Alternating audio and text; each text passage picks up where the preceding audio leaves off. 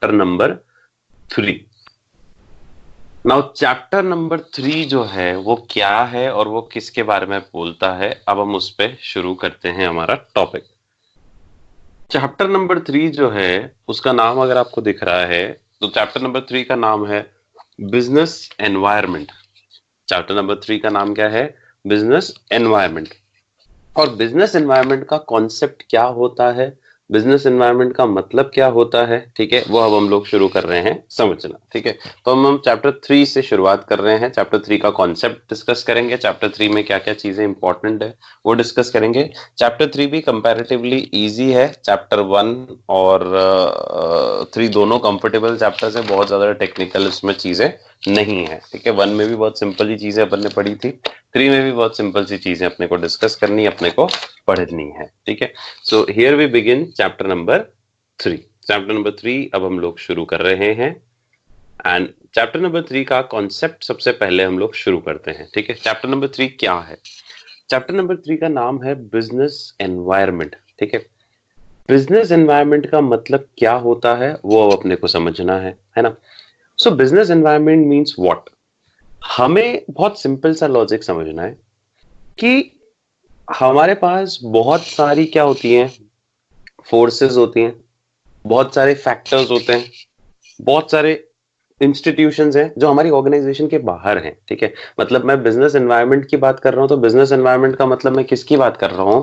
मेरे अलावा जो बाहरी दुनिया में बहुत सारे लोग हैं, बहुत सारे इंस्टीट्यूशंस हैं, ठीक है, बहुत सारे इंडिविजुअल्स हैं, है ना, जो मेरे कंट्रोल में नहीं है। ठीक है, लेकिन वो मेरे को क्या करते हैं? इफेक्ट करते हैं। ऐसे बहुत सारे चीजें हैं, जैसे फॉर एग्जांपल सरकार के डिसीजंस। लॉकडाउन एक सरकारी डिसीजन है, पॉलिटिकल डिसीजन है, ये मेरे को इफेक्ट करेगा। इकोनॉमी में कोई बदलाव होता है वो मुझे इफेक्ट करेगा। ये सब मेरे कंट्रोल में नहीं है। ठीक है, मेरे कंट्रोल से बाहर है लेकिन मुझे इफेक्ट कर सकते हैं, मेरी परफॉर्मेंस को इफेक्ट कर सकते हैं। ऐसे फैक्टर्स को हम क्या बोलते हैं? ऐसे फैक्टर्स को हम लोग कहते हैं ये एनवायरमेंटल फैक्टर्स हैं, बिजनेस के एनवायरमेंट में फॉल कर रहे हैं। बहुत सिंपल है भाई, हमारा बाहरी वातावरण कौन सा होता है? हमारा बाहरी वातावरण है एयर, वाटर, है ना, ये हमको इम्पैक्ट करता है कहीं ना कहीं। ऐसे बिजनेस का भी एनवायरनमेंट कौन सा होता है? वो इंस्टीट्यूशंस, वो इंडिविजुअल्स, वो फोर्सेस, वो फैक्टर्स जो ऑर्गेनाइजेशन के बाहर हैं लेकिन ऑर्गेनाइजेशन की परफॉर्मेंस को क्या कर रहे हैं? इम्पैक्ट कर रहे हैं। उन फोर्सेस को, उन फैक्टर्स को, उन इंडिविजुअल्स को, उन पर्टिकुलर इंस्टीट्यूशंस को हम लोग क्या कहते हैं? वो कहलाता है बिजनेस एनवायरनमेंट। ठीक है, तो डेफिनेशन यहां से शुरू होती है। बिजनेस एनवायरनमेंट मतलब क्या है? वो फोर्सेस, वो फैक्टर्स, वो इंडिविजुअल्स और वो institutions which are outside the control of the business enterprise but these may affect its performance. है तो ऑर्गेनाइजेशन के बाहर लेकिन ऑर्गेनाइजेशन की परफॉर्मेंस को इफेक्ट करते हैं। जैसे बहुत सारे नाम भी लिखे हुए हैं मैंने उन नोट्स में, देखो आप। ठीक है, दस economic, social, political, technological, legal, other forces which are operating outside the business environment are a part of business environment। इन सब की डिटेल्स अपन आगे देखेंगे ही देखेंगे। ठीक है, फिर लिखता है कि सिंस सारे एनवायरमेंटल फैक्टर्स जो है बिजनेस को इन्फ्लुएंस करते हैं। ठीक है, ये सारे एनवायरमेंटल फैक्टर्स किसको इन्फ्लुएंस करते हैं? बिजनेस को इन्फ्लुएंस करते हैं। तो इसीलिए बिजनेसमैन के लिए एसेंशियल है कि वो एक बार एनवायरमेंट को क्या कर ले? स्कैन कर ले। स्कैन कर ले मतलब क्या कर ले? एक बार नजर मार ले। ठीक है, अब एनवायरनमेंट को स्कैन करना मतलब क्या हो? ये देखना कि भाई सोशल एनवायरनमेंट में, टेक्नोलॉजिकल एनवायरनमेंट में, इकोनॉमिक एनवायरनमेंट में कोई चेंजेस हो रहे हैं क्या। ठीक है, तो एनवायरमेंटल स्कैनिंग की मैंने एक छोटी सी डेफिनेशन उसी के साथ दे दी है कि environmental scanning refers to what? Complete awareness and understanding. आपको पूरी अवेयरनेस रखनी है, पूरी अंडरस्टैंडिंग लेनी है किसकी? बिजनेस के एनवायरनमेंट की, ताकि आप एंटिसिपेट कर सको उन एनवायरमेंटल फोर्सेस का इफेक्ट और उन फैक्टर्स का इफेक्ट अपनी एंटरप्राइज के ऊपर देख सको। बट स्कैन करना मतलब क्या होता है? किसी भी चीज को स्कैन करना मतलब उसके बारे में अवेयरनेस इकट्ठी करना, उसके बारे में अंडरस्टैंडिंग इकट्ठी करना, ताकि ये पता चल सके कि उसका इम्पैक्ट, उन फोर्सेस का, उन फैक्टर्स का इम्पैक्ट हमारी ऑर्गेनाइजेशन पे कितना आ सकता है, वो एंटिसिपेट आपको करना है। That is known as scanning. ठीक है, क्लियर? और एक लास्ट पॉइंट इसके अंदर, इंट्रोडक्शन के अंदर, कि बिजनेस एनवायरनमेंट जो है वो कॉन्स्ट्रेंट भी है। कॉन्स्ट्रेंट मतलब रुकावट भी होती है किसी एंटिटी के लिए, और किसी के लिए अपॉर्चुनिटी भी हो सकती है। रुकावट किसके लिए हो सकती है, अपॉर्चुनिटी किसके लिए हो सकती है? जैसे लॉकडाउन हुआ अभी, ठीक है, तो लॉकडाउन जो बिजनेस एनवायरनमेंट का पार्ट है। हमारे हाथ में तो था नहीं। ये किसी के लिए तो अपॉर्चुनिटी है और किसी के लिए क्या है, ये कांस्टेंट है। कांस्टेंट किसके लिए, ठीक है, कांस्टेंट उन लोगों के लिए, किन लोगों के लिए, जो लोग अपना डेली रूटीन बिजनेस चलाते थे, लेकिन फायदा किसके लिए हो गया, ठीक है, फायदा ये जो आपके सब्जी वाले हो गए, ठीक है, या आपके जो फल वाले हो गए, जो डेयरी वाले हो गए, वो एक्स्ट्रा चार्ज भी कर सकते हैं, ठीक है, मेडिकल वाले हो गए, ठीक है, उनको कितना, फार्मास्यूटिकल्स को कितना फायदा हो रहा है इस पर्टिकुलर चीज से, ठीक है, तो उनके लिए अपॉर्चुनिटी हो गई। तो कोई बिजनेस एनवायरनमेंट किसी के लिए कांस्टेंट हो सकता है, किसी के लिए अपॉर्चुनिटी हो सकती है। यहाँ जो मैंने एग्जांपल दिया वो ये दिया है जो बुक में था, कि जैसे कंपटीशन एक्ट करके एक एक्ट होता है, या वेल्थ रेस्ट्रिक्शन करके एक एक्ट होता है, कि भाई आप अकेले मोनोपोली नहीं कर सकते, आप बहुत ज्यादा वेल्थ अपनी इकट्ठी नहीं कर सकते। तो ये तो कुछ बिजनेसमैन के लिए तो क्या हो गया, कॉन्स्टेंट, ठीक है।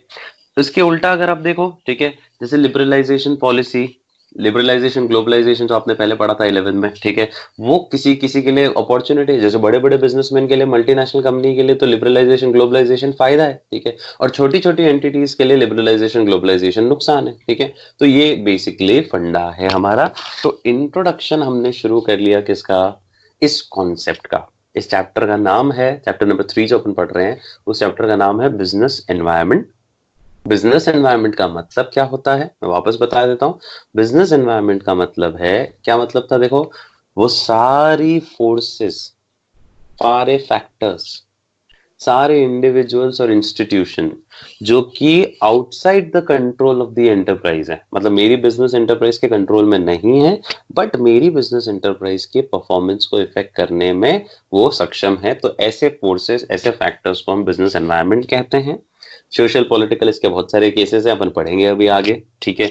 एनवायरमेंटल फैक्टर्स को जानना जरूरी है, ठीक है, इसलिए एनवायरमेंट को स्कैन करना पड़ेगा, ठीक है। यहाँ मैं एनवायरमेंट जिसकी बात कर रहा हूँ, बिजनेस के एनवायरमेंट की बात कर रहा हूँ, मैं वातावरण या नेचुरल एनवायरमेंट की बात नहीं कर रहा हूँ, ठीक है। तो सोशल टेक्नोलॉजिकल ऐसे एनवायरमेंट की बात कर रहा हूँ। अब स्कैनिंग कैसे करोगे, स्कैनिंग का मतलब क्या हो गया कि आपको ये देखना है, अवेयरनेस इकट्ठी करनी है, अंडरस्टैंडिंग लेनी है बिजनेस के एनवायरमेंट की, ताकि उसका इफेक्ट आप अपने ऑर्गेनाइजेशन पे देख सको। और ये ध्यान रखना कि कुछ एनवायरमेंटल फोर्सेस जो है किसी बिजनेसमैन के लिए अपॉर्चुनिटी का काम करती है, कुछ एनवायरमेंटल फोर्सेस किसी बिजनेसमैन के लिए एक रुकावट या कॉन्स्टेंट का काम करती है, ठीक है। तो ये हो गया इंट्रोडक्शन वाला फेज, जिसमें हमने बेसिक का फंडा समझ लिया कि बिजनेस एनवायरनमेंट का मतलब क्या होता है। क्लियर है, ठीक है, बिजनेस एनवायरनमेंट का लॉजिक, ठीक है। अब बिजनेस एनवायरनमेंट के बाद जब हम सेकंड कॉन्सेप्ट पढ़ रहे हैं इसके अंदर, तो सेकंड कॉन्सेप्ट में क्या क्या फंडा अपने को यहाँ पर देखना है, ठीक है। सेकंड कॉन्सेप्ट जो हमारे पास आ रहा है बिजनेस एनवायरनमेंट के अंदर, अभी जिसने ज्वाइन किया प्लीज अपना माइक ऑफ कर दो। अभी जिसने ज्वाइन किया है वो प्लीज अपना माइक ऑफ कर दो, और आप वीडियो भी ऑफ करना चाहो तो वीडियो ऑफ कर दो, क्योंकि उससे आपका एमबी जो है वो कम कंज्यूम होगा, ठीक है। अब अगला कॉन्सेप्ट, अगला कॉन्सेप्ट जो है वो है फीचर्स, कैरेक्टरिस्टिक्स या नेचर ऑफ बिजनेस एनवायरनमेंट, ठीक है। मतलब बिजनेस एनवायरनमेंट क्या होता है वो अपन ने देख लिया, बहुत सिंपल सा है ना कॉन्सेप्ट बिजनेस एनवायरनमेंट का, तो ठीक है। अब उसके फीचर्स और कैरेक्टरिस्टिक्स देख लेते हैं, और फीचर कैरेक्टरिस्टिक भी बहुत ईजी है, देखो।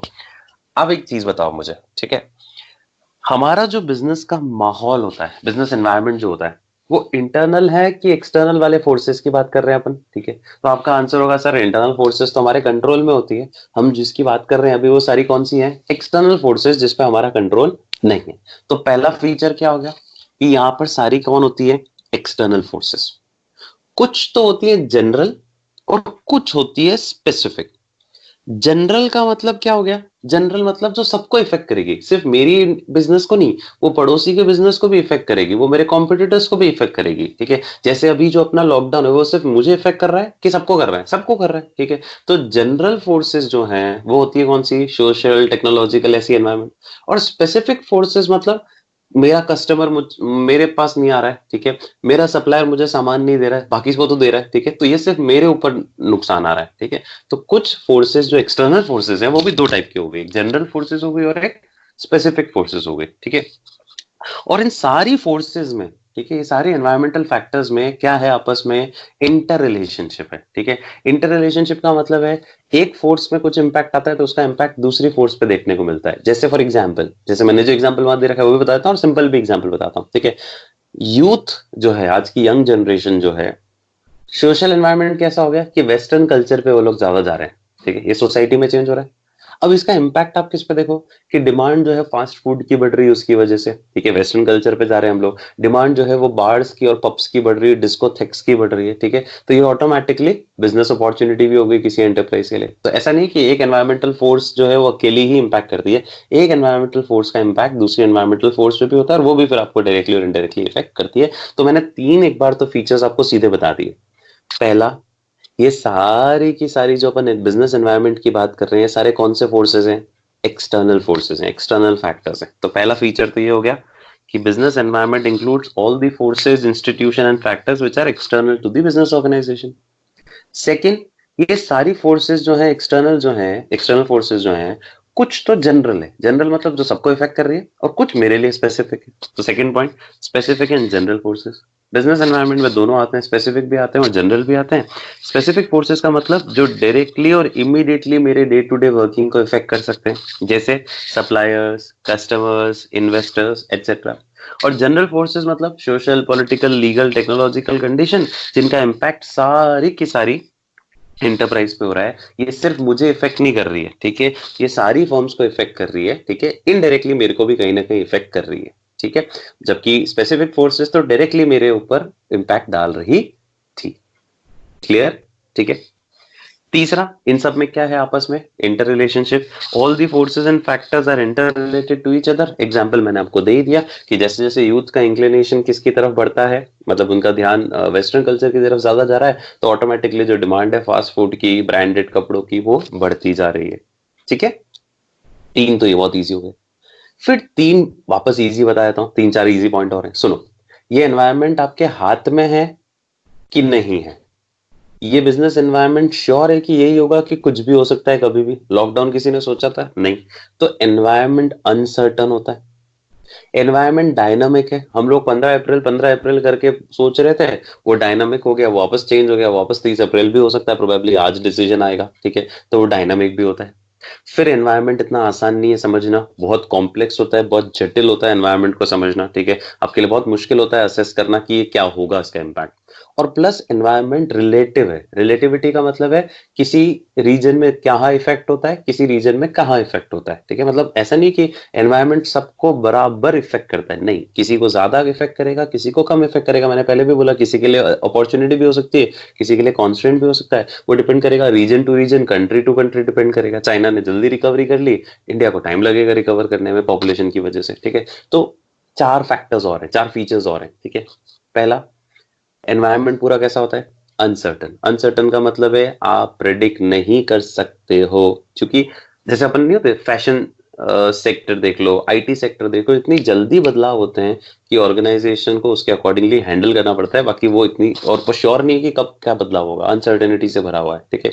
तो अनसर्टेनिटी में क्या लिखा हुआ है? It is very difficult to predict the changes of the business environment as the environment is changing very fast. For example जैसे आईटी सेक्टर हो गया, फैशन सेक्टर हो गया, यहाँ पर बहुत फास्ट चेंजेस होते हैं, ठीक है। सेकेंड, डायनामिक है। डायनामिक का मतलब ये हो गया क्या? ये बार बार क्या होता रहता है? चेंज होता रहता है। ये स्टैटिक नहीं है, ये रिजिड नहीं है, ठीक है। और इसीलिए तो हम कहते हैं कि बार बार एनवायरनमेंट को आपको स्कैन करते रहना पड़ेगा, कंटिन्यूसली स्कैन करते रहना पड़ेगा, क्योंकि आपने बहुत पहले स्कैन किया और उसमें तो अब चेंज हो चुका होगा, ठीक है, तो आपको लगातार स्कैनिंग करते रहनी है। इसमें थर्ड क्या आया? कॉम्प्लेक्स। कॉम्प्लेक्स मतलब बहुत मुश्किल है समझना एनवायरनमेंट को, ठीक है, बहुत जटिल है environment. So it is very difficult to understand the impact of business environment on the companies. Environment को स्कैन करना तो फिर भी इजी है, लेकिन वो एनवायरनमेंट हमको कैसे इफेक्ट करेगा, उनमें जो चेंजेस आएंगे वो हमारे बिजनेस के डिसीजन को कैसे इफेक्ट करेंगे, वो जज करना इतना आसान नहीं होता। एग्जाम्पल भी दे रखा है, जैसे सरकार ने पॉलिसी नई बना दी क्या, कि टैक्स रेट बढ़ा दो 5% से। अब वो मेरी इनकम को कितना इफेक्ट करेगी, ये समझना मेरे लिए इतना आसान नहीं है। और आखिरी पॉइंट, रिलेटिविटी, मैंने आपको बोला वो हर कोई बराबर इंपैक्ट नहीं करता एनवायरनमेंट। क्या लिखा है? Business environment differ from country to country, region to region, as political conditions, cultures are different in different countries. तो सबको अलग अलग इफेक्ट करेगा वो। For example, there may be more demand for saris in India as compare to USA और UK, ठीक है। Same condition in the environment may have different effect on the different enterprise also. जैसे हमारे इंडिया में जैसे cold drink में pesticides वो आया था पहले, कि जैसे कोल्ड ड्रिंक जो भी होती है उसमें पेस्टिसाइड्स होता है, ठीक है, तो एक कांस्टेंट बन गया किसके लिए? उन पेप्सी और कोका कोला के लिए। और कुछ के लिए, जैसे हमारे गन्ने के जूस वाले जो हैं, जो नॉर्मल जूस वाले, उनके लिए फायदा हो गया कि लोग कोल्ड ड्रिंक कम पीने लग गए और नारियल पानी और ये ज्यादा पीने लग गए। ठीक है, तो मैंने आपको क्या बोला, एक एनवायरनमेंट कभी भी फिक्स नहीं होता है, वो डिफर करता है country to country, region to region, ठीक है, एरिया वाइज एरिया। प्लस कोई एनवायरनमेंट, मैंने आपको बोला, किसी के लिए अपॉर्चुनिटी बन सकता है, अवसर हो सकता है, किसी के लिए वो क्या हो सकती है, कांस्टेंट हो सकती है, रुकावट हो सकती है। ठीक है, तो ये कॉन्सेप्ट है इस पर्टिकुलर पॉइंट का कि फीचर्स क्या होते हैं किसके, इस पर्टिकुलर एनवायरनमेंट के। लॉजिक समझ में आया? ठीक है, तो बहुत सिंपल सा कॉन्सेप्ट है। क्या फीचर्स हैं बिजनेस एनवायरनमेंट के? कितने फीचर्स हैं हमने डिस्कस किए? हमने फीचर्स डिस्कस किए 7। पहले तो 3 उस एनवायरनमेंट के बेसिक्स के ऊपर थे कि भाई एनवायरनमेंट के सारे फोर्सेस बाहर वाले होते हैं, उसमें भी कुछ जनरल और कुछ स्पेसिफिक होते हैं, और ये सब इंटररिलेटेड है। बेसिक्स पे आ गए और कि ये अनसर्टन होता है, ये कॉम्प्लेक्स होता है, ये रिलेटिव होता है, और ये डायनामिक होता है, इसमें बदलाव बहुत जल्दी आते हैं। ठीक है, तो ये 7 फीचर्स हैं किसके, हमारे बिजनेस के एनवायरनमेंट के। ठीक है, तो यहां तक समझ में आया कॉन्सेप्ट, बिजनेस एनवायरनमेंट क्या होता है? लॉजिक क्लियर है? ओके, अब आते हैं नेक्स्ट कॉन्सेप्ट पे। अब मेरा फंडा जो आ रहा है वो आ रहा है इंपॉर्टेंस। किसकी इंपॉर्टेंस? बिजनेस एनवायरनमेंट की इंपॉर्टेंस मुझसे पूछ रहा है। अब बिजनेस एनवायरनमेंट क्यों इंपॉर्टेंट है एक ऑर्गेनाइजेशन के लिए, ठीक है, वो हमें अब जानना है। अब लॉजिक बहुत सिंपल, अगेन वापस, अगर आपने एनवायरनमेंट को ढंग से समझा तो आपको इससे क्या फायदा मिलेगा, मतलब बिजनेसमैन को क्या फायदा मिलेगा, ये इंपॉर्टेंस मतलब फायदा क्या मिलेगा। ठीक है, तो एक फायदा तो आप ये सोच के चलो कि एक फॉर एग्जांपल, अगर मैंने बिजनेस के एनवायरनमेंट को अच्छे से क्या कर लिया, प्रिडिक्ट कर लिया। ठीक है, जैसे मेरे को ये पता चल गया है कि आने वाले समय में टेक्नोलॉजी जो है बहुत इंप्रूव हो जाएगी। ठीक है, तो मुझे, जब मैंने पहले से ही एनवायरनमेंट को असेस कर लिया है, तो मुझे वो फर्स्ट मूवर एडवांटेज नहीं कहते अपन, कि पहला फायदा आपको मिल जाएगा। भाई आपको पता चल गया कि आने वाले समय में ऐसा हो रहा है क्योंकि आपने एनवायरनमेंट को ढंग से एनालाइज किया। जैसे आपको पता चल रहा था कि मोदी जो है वो नोटबंदी करने वाला है, ठीक है, आपने गेस कर लिया था, आपने एनवायरनमेंट को स्कैन किया, आपको लगा यार ऐसा माहौल क्रिएट हो रहा है, हो सकता है बंद कर दे नोट। तो आपने पहले ही उस अपॉर्चुनिटी को आइडेंटिफाई कर लिया, ठीक है, और आपने फर्स्ट मूवर एडवांटेज उठा लिया। एप्पल ऐसा ही करता है। ठीक है भाई, एप्पल ऐसा ही करता है ना। एप्पल क्या करता है, आईफोन की टेक्नोलॉजीज पहले उसकी आती है, फिर बाकी लोग कॉपी करते हैं उसको, सैमसंग और ये लोग कॉपी करते हैं। ठीक है, तो वो पहले एनवायरनमेंट को असेस कर लेता है कि आने वाले समय में लोगों को क्या चाहिए होगा। ठीक है, और उसके अकॉर्डिंगली ये फर्स्ट मोर एडवांटेज उसको मिल जाता है। ठीक है, जैसे अभी आपने देखा वो डिज्नी का हॉटस्टार आ गया। ठीक है, उसने असेस कर लिया कि भाई ये लॉकडाउन तो बंद होने वाला नहीं है इससे आगे। ठीक है, तो क्यों ना अपन एक नया वो खोल देते हैं, हॉटस्टार डिज्नी चैनल। ठीक है, तो 399 पर ईयर में आपको सब्सक्रिप्शन दे रहा है। ठीक है, तो लॉजिक बहुत सिंपल है कि अगर एक ऑर्गेनाइजेशन बिजनेस एनवायरनमेंट को ढंग से एनालाइज करती है, समय समय पे स्कैन करती है, ठीक है, तो उसको बहुत मदद मिलेगी अपॉर्चुनिटीज को आइडेंटिफाई करने में, और उसके बेसिस पे वो first mover advantage, first mover समझते हो ना, फर्स्ट मूवर मतलब पहला कदम वही उठा लेगी, तो पहला फायदा उसी को मिलेगा ऑटोमेटिकली। ठीक है, तो कंटेंट देखो क्या लिखा है, और पहला पॉइंट क्या लिखा है, it enables the firm to identify the opportunity and get the first mover advantage. ठीक है, the businessmen who are able to understand and scan the opportunities of business environment at an early stage, they get maximum benefit. वही logic है same, वापस content भी वही लिखा हुआ है कि जो ऑर्गेनाइजेशन एनवायरनमेंट को स्कैन कर लेती है, उसमें से अपनी अपॉर्चुनिटीज ढूंढ लेती है, उनको ज्यादा फायदा होता है। फॉर एग्जाम्पल भी दे रखा है, देखो, Maruti was the first company जिसने रिकॉग्नाइज किया कि यार स्मॉल कार्स जो हैं इंडिया में बहुत डिमांडेड होगी, क्योंकि पेट्रोल प्राइस बढ़ रही है और बहुत ज्यादा लोग जो है बड़ी कारें नहीं खरीदेंगे, छोटी छोटी और रीजनेबल कार खरीदेंगे। और मारुति ने ये भी असेस किया कि आजकल मिडिल क्लास पॉपुलेशन भी बढ़ रही है, तो मिडिल क्लास वाले लोग बहुत महंगी कार नहीं खरीदेंगे, वो स्मॉल कार ही खरीदेंगे। तो उन्होंने फिर स्मॉल कार डेवलप करना शुरू कर दिया, और वो आज नंबर 1 लीडर है। ऐसे ही व्हाट्सएप ने भी सोचा होगा किसी दिन कि लोग पंचायती करने में बहुत इंटरेस्टेड रहेंगे आने वाले समय में, तो उसने व्हाट्सएप डेवलप किया, और वो आजकल आज नंबर 1 एप्लीकेशन है। ठीक है, चैटिंग के रिस्पेक्ट में, है ना। तो ये तो पहला फायदा हो गया बिजनेस को। दूसरा फायदा क्या है, helps the firm to identify the threat and early warning signal. Just उल्टा, पहले वाले में क्या था, आप क्या ढूंढ पाओगे, अपॉर्चुनिटीज ढूंढ पाओगे और फर्स्ट मोर एडवांटेज ले पाओगे। दूसरे में क्या बोलता है, आप क्या ढूंढ पाओगे, थ्रेट्स। आपको पहले से ही पता चल जाएगा आपके ऊपर खतरा क्या आने वाला है, और आपको पहले से ही अर्ली वार्निंग सिग्नल मिल जाएगा, तो आप उसके अकॉर्डिंगली अपना बिजनेस, अपना डिसीजन चेंज कर सकते हो। सिंपल पॉइंट, ठीक है। क्या लिखा है, the business same same same content है वापस। द बिजनेस जो अपना स्कैन कर रहा है, अंडरस्टैंड कर रहा है बिजनेस एनवायरनमेंट को on time, he will get a warning signals to deal with the constraint और the negative policy of the business environment. भाई उसको पहले ही पता चल गया, तो उसके पास समय है कि वो इस रुकावट से, इस नेगेटिव चीज से क्या कर सके, इस नेगेटिव पॉलिसी से क्या कर सके, वो बिजनेस एनवायरनमेंट को समझ सके। क्लियर है। और फिर एक एग्जाम्पल भी दे रखा है, देखो क्या लिखा है, Maruti company accepted the entry of foreign car companies as warning signal. Maruti company ने क्या किया, ये जो फॉरेन कंपनीज थी, हुंडई, ठीक है, फोर्ड, इनका पहले से ही सोच लिया कि यार ये लोग आ रहे हैं इंडिया में, मतलब कुछ वार्निंग सिग्नल है, और इसके लिए उन्होंने अपनी प्रोडक्शन कैपेसिटी जो है वो बढ़ाई, ठीक है, to supply the car without any waiting period to compete with the new companies, ताकि वो न्यू कंपनीज के साथ क्या कर सकें, कॉम्पीट कर सकें। उन्होंने अपनी प्रोडक्शन सप्लाई उसके अकॉर्डिंगली बढ़ा दी, ठीक है। तो उन्होंने पहले ही असेस कर लिया कि भाई यार वार्निंग सिग्नल आ रहा है, मुझे अपनी प्रोडक्शन कैपेसिटी बढ़ा लेनी चाहिए। क्लियर है, ठीक है, ओके। दो फायदे तो ये हो गए। तीसरा फायदा क्या है, helpful in tapping and assembling resources.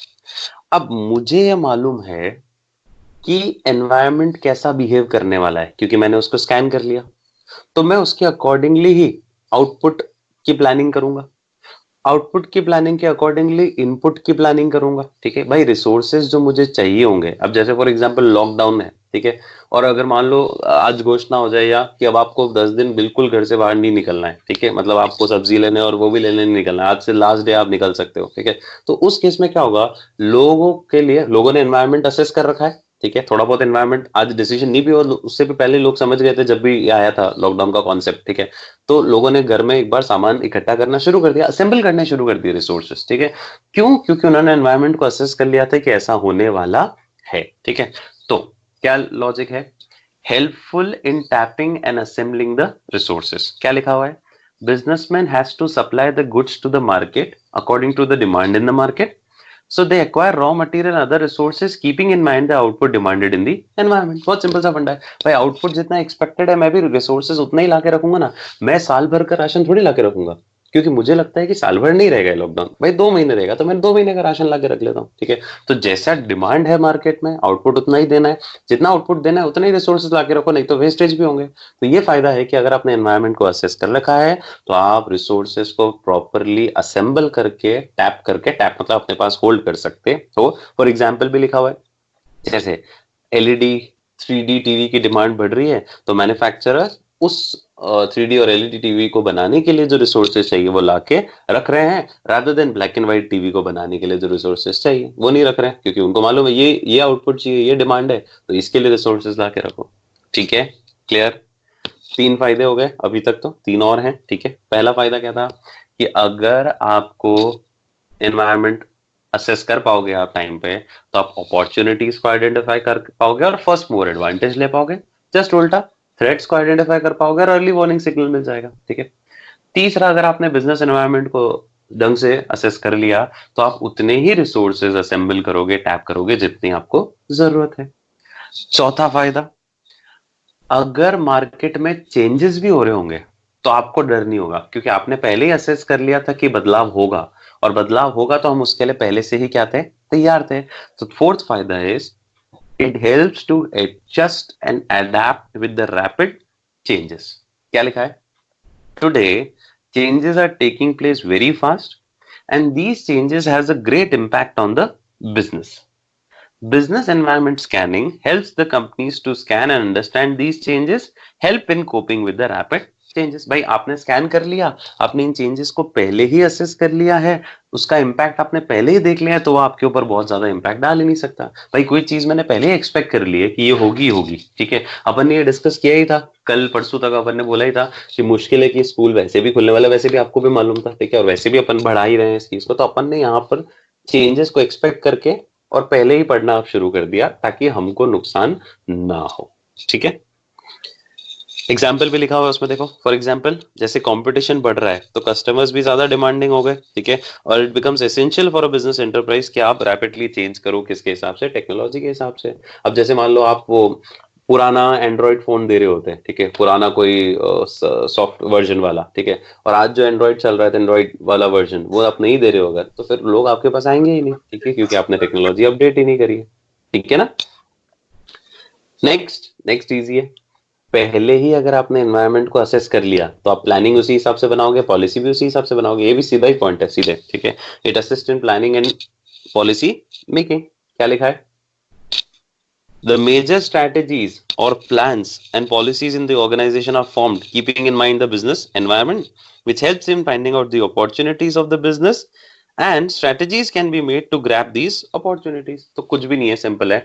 आपने एनवायरनमेंट को स्कैन कर लिया तो आपने मेजर स्ट्रैटेजीज, पॉलिसीज, प्लान जो बनाए वो उस एनवायरनमेंट को देख के बनाए ताकि उस अपॉर्चुनिटीज को आइडेंटिफाई कर सको। एग्जाम्पल क्या लिखा हुआ है? On scanning the Indian business environment we find that there is a great scope for tourism industry. ठीक है भाई, कोई मान लो ऑर्गेनाइजेशन है, वो सोच रही क्या करें, तो उसने देखा यार टूरिज्म इंडस्ट्री में बहुत डिमांड होने वाली है, ठीक है। अभी उल्टा होगा, अभी टूरिज्म इंडस्ट्री में बिल्कुल भी डिमांड नहीं होने वाली है, ठीक है। तो बिजनेसमैन उसी हिसाब से अपनी अपॉर्चुनिटीज को ग्रैब करेगा। जैसे आपको लगता है कि टूरिज्म बहुत बढ़ेगा अगले साल या उसके 1-2 साल बाद, क्योंकि लोग फ्रस्ट्रेट हो गए घर में रह रह के, ठीक है, तो आपने उसी अकॉर्डिंगली क्या करे, नए नए स्ट्रैटेजीज बनाई, नई नई होटल्स डेवलप करी, ठीक है। And the last point is, इस बिजनेस एनवायरनमेंट को अगर आपने ढंग से असेस कर लिया, ठीक है, तो आप अपनी ऑर्गेनाइजेशन की परफॉर्मेंस इंप्रूव कर पाओगे। और कैसे इंप्रूव करोगे भाई? आपने एक्सटर्नल एनवायरनमेंट को देख लिया, उसमें क्या होने वाला है, फिर आप उसके अकॉर्डिंगली अपने इंटरनल एनवायरनमेंट को ढाल दोगे, एडजस्ट करा लोगे, तो ऑटोमेटिकली आपकी परफॉर्मेंस बढ़ जाएगी। क्योंकि अगर आप ऑर्गेनाइजेशन इंटरनल एनवायरनमेंट को ऑर्गेनाइजेशन एक्सटर्नल एनवायरनमेंट के अकॉर्डिंगली ढाल देती है तो ऑटोमेटिकली फायदा ऑर्गेनाइजेशन को मिलने वाला है। तो क्या लिखा है? With continuous scanning of business environment, companies can easily improve their performance by making changes in the internal environment matching to external environment. Organization can prosper and improve their market share। ठीक है, तो उससे उनका market share भी बढ़ेगा, improve हो जाएगा, increase हो जाएगा। फाइन। तो टोटल हमारे पास 6 पॉइंट हैं, 6 पॉइंट थे जिसके अंदर अपन ने डिस्कस किए कि ये इंपॉर्टेंस होती है किसकी, बिजनेस एनवायरनमेंट की। अब वो 6 पॉइंट कौन से हैं वापस बोल लेते हैं। पहला पॉइंट क्या था कि अगर मैंने बिजनेस के एनवायरनमेंट को ढंग से समझा तो मैं अपॉर्चुनिटी आइडेंटिफाई कर पाऊंगा और उससे मुझे फर्स्ट मूवर एडवांटेज मिलेगा। दूसरा उल्टा, थ्रेट आइडेंटिफाई कर पाऊंगा और अर्ली वार्निंग सिग्नल मेरे लिए तैयार हो जाएगा। अब जब मेरे पास अर्ली वार्निंग सिग्नल आ गया है तो मैं रिसोर्सेस को प्रॉपरली असेंबल कर पाऊंगा, टैप कर पाऊंगा, ठीक है। उसके अकॉर्डिंगली मैं उन पॉलिसी बनाऊंगा, उसके अकॉर्डिंगली मैं प्लानिंग करूंगा, ताकि कोई चेंजेस अगर होते भी हैं, ठीक है, रैपिड चेंजेस होते भी हैं, तो मैं उसके अकॉर्डिंगली एडजस्ट कर पाऊंगा, अडेप्ट कर पाऊंगा।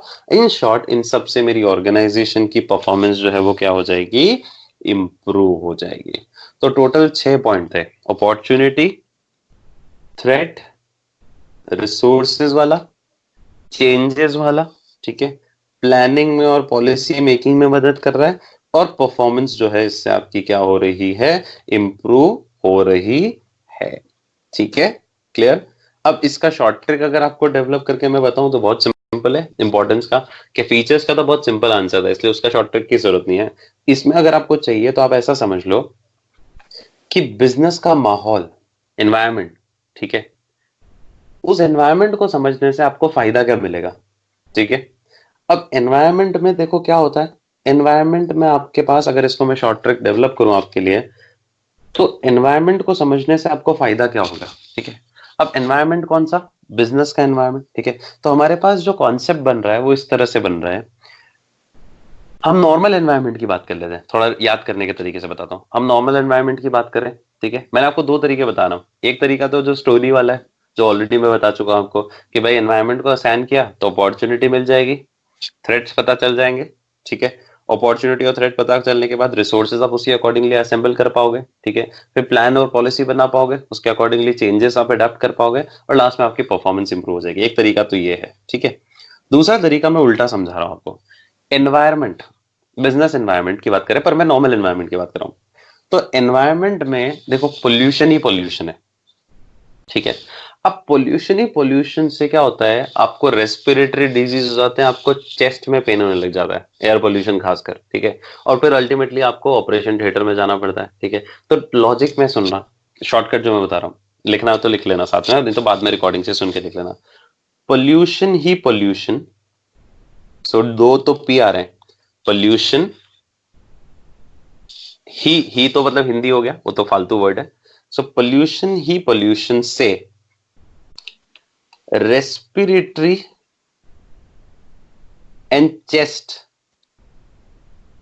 रेस्पिरेटरी, ये एक काम करो, चलो पोल्यूशन से सिंपल से लिखना, पोल्यूशन से दो बार पोल्यूशन पोल्यूशन लिखने की जरूरत नहीं है, पोल्यूशन से respiratory and chest pain, respiratory and chest pain बढ़ा, बढ़ा हिंदी हो जाएगा, एंड फिर उसको कहा ले गए ऑपरेशन थिएटर में। तो ये लॉजिक कैसे आपको याद किया करवाया मैंने, एनवायरमेंट से। एनवायरमेंट मतलब बाहरी एनवायरमेंट। तो वापस सुनना, क्या लिखा, पोल्यूशन पी, एक पी हो गया, से तो हिंदी हो गया, respiratory and chest pain, respiratory में आर, चेस्ट में सी, पेन में पी, बड़ा हिंदी हो गया, एंड फिर ये भी नॉर्मल हिंदी हो गया, ऑपरेशन थिएटर में ले गए, ऑपरेशन थिएटर में। तो ऑपरेशन में ओ, थिएटर में टी। अब मैं इन सब वर्ड्स के भी फंडे बता देता हूं। पहला पोल्यूशन जो था वो आया था नीचे, प्लानिंग और पॉलिसी वाला, ठीक है। दूसरा आर, आर में क्या था, रिसोर्सेस। फिर आया सी, सी में क्या था, सी में था आपका ये चेंजेस वाला। फिर पी, पी में क्या था लास्ट वाला, परफॉर्मेंस। फिर ओ, अपॉर्चुनिटी, टी, थ्रेट, ठीक है। तो ये एक ट्रिक है, जरूरत हो तो यूज करो, नहीं जरूरत हो तो सिंपल भी आप लोग याद कर सकते हो, ठीक है। आ गया समझ में वाला फंडा। तो ये हो गई हमारी क्या, इंपॉर्टेंस, ठीक है। कि इंपॉर्टेंस क्या है बिजनेस एनवायरनमेंट की, वो मैंने आपको समझा दी, क्लियर है। अब इंपॉर्टेंस के बाद अपन अब पढ़ेंगे कौन कौन से टाइप्स ऑफ या कौन कौन से एरियाज या डायमेंशंस होते हैं बिजनेस एनवायरनमेंट के, ठीक है। अब बहुत सारे टाइप्स हैं, अभी मैंने आपको बोला था, अभी मैंने आपको बोला था, हाँ 2 मिनट समझा रहा हूं, लक्ष्य थे ना। चेंज वाला सिंपल सा पॉइंट है, चेंज वाला पॉइंट ये कहता है क्या, कि आपने बिजनेस के एनवायरनमेंट को पहले से ही क्या कर लिया है, असेस कर लिया। तो होने वाले जो चेंजेस हैं उस बिजनेस एनवायरनमेंट में, जो बदलाव होंगे, ठीक है, उनको आप आसानी से क्या कर पाओगे, अडेप्ट कर पाओगे, उस आसानी से उनको क्या कर पाओगे, आप एडजस्ट कर पाओगे, ठीक है। जैसे फॉर एग्जांपल, मुझे मालूम है कि आने वाले समय में ऑनलाइन क्लासेस का ट्रेंड बढ़ने वाला है, तो मैं उसके अकॉर्डिंगली पहले से ही क्या कर रहा हूँ, अपने लेक्चर्स प्रिपेयर कर रहा हूँ, उसके अकॉर्डिंगली मैं पहले से ही कोई स्टूडियो सेट कर रहा हूँ, ताकि मैं उस एनवायरनमेंट के हिसाब से क्या कर सकूं, चेंजेस जो होने वाले हैं उस टेक्नोलॉजिकल वर्ल्ड में, मैं उसके अकॉर्डिंगली एडजस्ट कर सकूं। सॉफ्टवेयर में कोई चेंजेस होने वाले, मैं उसके अकॉर्डिंगली एडजस्ट कर सकूं। तो ये फायदा है कि आपने अगर एनवायरनमेंट को पहले से असेस कर लिया है, ठीक है, आप ऐसे आग मूंद के आगे नहीं बढ़ रहे हो, आप सोच समझ के देख दुखा के एनवायरनमेंट को फिर आगे बढ़ रहे हो, तो आपको फायदा मिलेगा ऑटोमेटिकली, ठीक है। ओके, अब आगे अगला point is dimensions of business environment.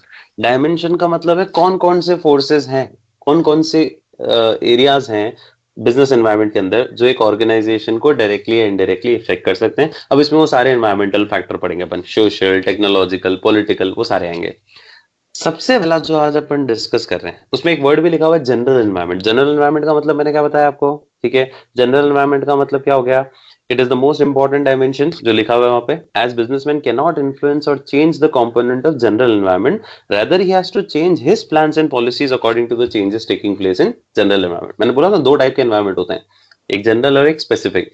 General वो जो मुझे ही नहीं सबको इफेक्ट करेगा, ठीक है, और वो मेरे हाथ में भी नहीं है, कंट्रोल में भी नहीं है, ठीक है। मुझे अपनी पॉलिसी, अपने प्लान्स, अपने जो भी डिसीजंस हैं, वो उस जनरल एनवायरनमेंट को देख के ही क्या करने पड़ेंगे, लेने पड़ेंगे, ठीक है। जैसे फॉर एग्जांपल अभी लॉ ये कहता है कि आप शॉप नहीं खोल सकते हो नॉर्मल कोई भी, तो आप ऐसे उठ के नहीं जा सकते कि नहीं मैं तो खोलूंगा, ठीक है, क्योंकि वो आपको इम्पैक्ट कर रहा है, आपको अपनी पॉलिसी प्लान उसके अकॉर्डिंगली ही क्या करना पड़ेगा, सेट करना पड़ेगा, ठीक है, क्योंकि लीगल एनवायरनमेंट भी किस में आता है, एक्सटर्नल एनवायरनमेंट है वो भी, ठीक है, वो आपके हाथ में है नहीं, है ना। तो अब हम क्या कर रहे हैं, हम एक एक करके एक एक एनवायरनमेंट पढ़ेंगे। तो आज हम सिर्फ एक एनवायरनमेंट पढ़ते हैं, सिंपल सा, कौन सा, इकोनॉमिक एनवायरनमेंट। इकोनॉमिक एनवायरनमेंट आपके हाथ में नहीं है, क्या लिखा है, ये कौन से हैं, ये सारी फोर्सेस और फैक्टर्स हैं जो डायरेक्टली इफेक्ट कर रही है किसको, इकोनॉमी ऑफ योर कंट्री। अब इसमें इकोनॉमिक्स के टॉपिक डाल दो, जैसे जीडीपी, हमारे हाथ में नहीं है, ठीक है, सुना है ना आपने बहुत सारी चीजें इकोनॉमिक्स की, अब इसमें तो इस वाले पॉइंट में तो इकोनॉमिक्स है। इनकम लेवल क्या है, पर कैपिटा इनकम क्या है, प्रोडक्टिविटी एम्प्लॉयमेंट रेट क्या है देश में, मॉनेटरी पॉलिसी फिस्कल पॉलिसी जो सरकार की होती है, सब आप पढ़ोगे इकोनॉमिक्स के अंदर, अगर पढ़ा है तो ठीक है, नहीं पढ़ा है तो आप पढ़ोगे, ठीक है।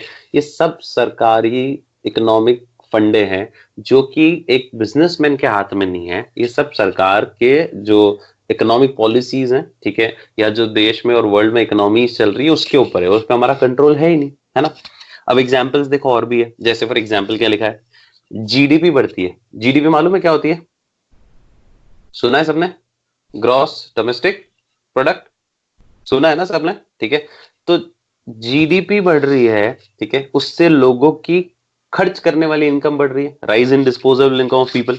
और जब खर्च करने वाली इनकम बढ़ रही है तो ऑटोमेटिकली डिमांड बढ़ रही है प्रोडक्ट की, ठीक है। तो आपको ये सोचना है, मतलब जैसे आप एक बिजनेसमैन हो, आप ये कह रहे हो मेरे को क्या लेना देना इकोनॉमी में क्या हो रहा है, बहुत लेना देना है। आप ये देखो जीडीपी बढ़ रही है, जीडीपी बढ़ रही है तो लोगों के पास पैसा आ रहा है ज्यादा, तो खर्च करने की कैपेसिटी भी बढ़ रही है, और जब खर्च करने की कैपेसिटी बढ़ रही है तो आपके प्रोडक्ट की डिमांड भी बढ़ने की पूरे चांसेस है, ठीक है। तो आपको उसको असेस करना पड़ेगा, ये आपको इम्पैक्ट कर सकता है।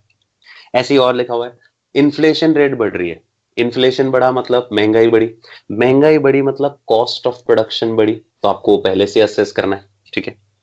ऐसी एक और एग्जांपल है, इंटरेस्ट रेट जो है वो कम हो गई है, तो लोग होम लोन लेंगे ज्यादा, बैंकिंग सेक्टर को ये देखना है कि इंटरेस्ट रेट अगर कम हो रही है तो लोग लोन लेने में ज्यादा इंटरेस्टेड रहेंगे, ठीक है। तो ये आपको सोचना है। तो ये सारी चीजें एनवायरमेंटल फैक्टर्स हैं और ये सब इकोनॉमिक एनवायरमेंट का पार्ट है, और जो एक बिजनेसमैन को बहुत ध्यान रखना पड़ेगा। जैसे जीएसटी बिल पास हो गया था तो जीएसटी का इम्पैक्ट हर बिजनेसमैन को अपने ऊपर लेना था, ठीक है। डिमोनेटाइजेशन हुआ 500,000 नोट का, तो ये भी इंडियन इकोनॉमी का ही पार्ट है, ठीक है। इसका आपको इम्पैक्ट अपने ऊपर देखना था कितना आ सकता है। फिर देश में जो इकोनॉमिक पॉलिसी है, फिस्कल पॉलिसी है, टैक्स की पॉलिसी जो भी होती है वो सब फिस्कल पॉलिसी होती है, उसका इम्पैक्ट आपको देखना पड़ेगा, ठीक है। अगर इजी हो गई है तो एनआरआईज लोग भी, फॉरेन कंपनीज भी इंडिया में इन्वेस्ट करने के लिए तैयार रहेंगी, ठीक है। ऐसे ही आप ये देखो, सेविंग ज्यादा कर रहे हैं लोग कि पैसा इन्वेस्ट ज्यादा कर रहे हैं, ठीक है। ऐसे ही इंटरनेशनल मार्केट से हमने कितना लोन उठा रखा है, मनी सप्लाई कितनी है हमारी इकोनॉमी, मतलब एन नंबर ऑफ फैक्टर आपको आराम से आइडेंटिफाई हो जाएगा, क्योंकि एमसीक्यूज में क्वेश्चन आएंगे क्या, कि बताओ ये फैक्टर जो है वो कौन से वाले एनवायरनमेंट का है, ठीक है, इकोनॉमिक का है कि सोशल का है कि टेक्नोलॉजिकल का है कि लीगल का है कि पॉलिटिकल का है। तो आपको ये बहुत इजीली असेस हो जाएगा कि भाई ये वाला पॉइंट तो इजी हो जाएंगे, क्योंकि ये तो इकोनॉमिक्स में भी सारे आप वर्ड्स पढ़ोगे, ठीक है, कि इकोनॉमिक एनवायरनमेंट ये चीजें कवर करता है। मैंने आपको बहुत सारे एग्जाम्पल्स दिए हैं उसमें, 5-7 एग्जाम, 8-10 एग्जाम्पल दिए शायद उसमें बुक में, आपको शायद 3-4 दिमाग में रखना है और बाकी आपको लॉजिक समझना है कि अभी आपसे पूछ ले कि किसमें आता है तो ये इकोनॉमिक एनवायरनमेंट में आता है, ठीक है। जीडीपी हो गया, इन्फ्लेशन रेट मैंने बताई दी आपको, ठीक है, फाइन।